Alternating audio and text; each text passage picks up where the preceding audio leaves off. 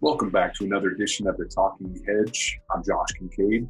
So what should you expect from cannabis stocks this earnings season? For investors in cannabis stocks, this earnings season will be extra special. It'll be the first quarter since Canada legalized adult use marijuana, and the results will allow investors to get at least some idea whether legalization is living up to the hype that preceded it.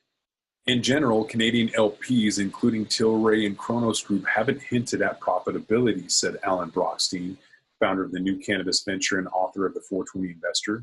This Canadian company got lucky after winning a lottery for Potash's old ticker symbol, POT. The Weekend Unlimited stock soars 90% after winning POT ticker symbol. The ticker symbol POT was so sought after in Canada, the exchange actually had to have a lottery in order to determine which company was going to win the symbol. And the victory goes to Weekend Unlimited, deemed to be the winner, and saw its shares soar as much as 90% in trading on Friday as a result. The company had been listed on the Canadian Stock Exchange since October 15th, 2 days before the country legalized recreational marijuana. And since nobody seems to have the attention span longer than the actual ticker, the company was previously trading under the ticker YOLO, the acronym You Only Live Once. Up until Friday, YOLO was down about 57% since its first day of trading, bringing its market cap to $28 million. As for the ticker POT, it was previously owned by Potash. When it became available in Canada about a week ago, 40 companies applied for it.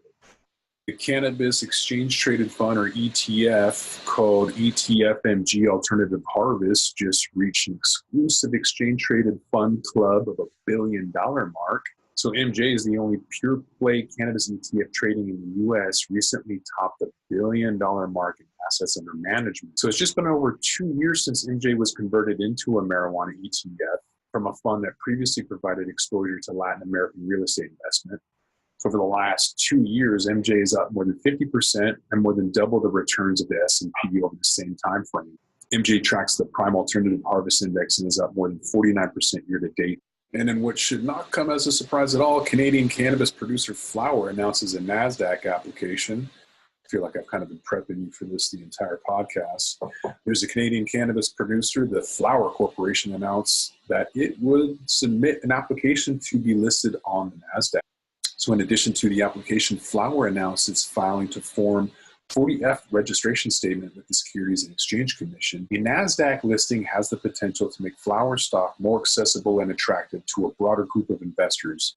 U.S. market and Flower also align concerning shares values. It's also a market that's known for a home for innovation, global companies, and that align with what we have built so far. Canopy Growth to expand investment in the U.S. hemp industry.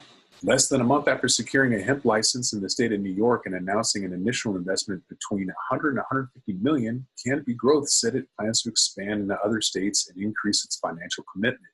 Last year, Canopy Growth secured a $4 billion investment from Constellation Brands.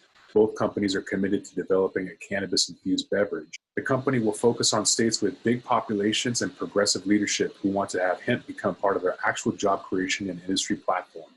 And with that, we're going to roll this one up. I'm Josh Kincaid. This is the Talking Hedge, and I'm out.